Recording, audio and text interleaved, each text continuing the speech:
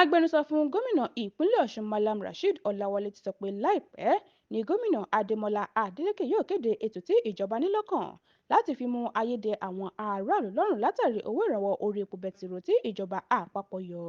Nígbà tó ń sọ̀rọ̀ lórí ètò kan tí wọ́n pè ní ìmọ́lẹ̀ ayọ̀ ni Ọlawale ṣàlàyé pé lára àwọn nǹkan tí yóò wà nínú ètò náà ní ṣíṣe àtúnṣe àsìkò tí àwọn òṣìṣẹ́ yóò máa lọ sí ibiṣẹ́, lílọ káàkiri àwọn ilé epo láti mọ ohun tí wọ́n ń ṣe àti ṣíṣe ìrànwọ́ lórí owó mọ́tò. Ó ní àwọn lọ́gàálọ́gàá nínú ìjọba ti ṣe ìpàdé, wọ́n sì ti yànnàná onírúurú ètò ìrànwọ́ níbàámu pẹ̀lú àṣẹ gómìnà. Ó sì dájú pé àwọn ètò náà yóò ní ipa rere lórí àwọn èèyàn ìpínlẹ̀ Ọ̀ṣun. Ọláwálé fi kún ọ̀rọ̀ rẹ̀ pé ó lójú àánú ni gómìnà Adeleke, ó sì ní ìmọ̀lára ohun tí àwọn aráàlú ń là kọjá. Bẹ́ẹ̀ ló sì fẹ́ràn àwọn òṣìṣẹ́ ìjọba, ìdí nìyí tó fi ń ṣiṣẹ́ ní gbogbo ìgbà láti rí i pé ìgbáyégbádùn wà fún gbogbo èèyàn.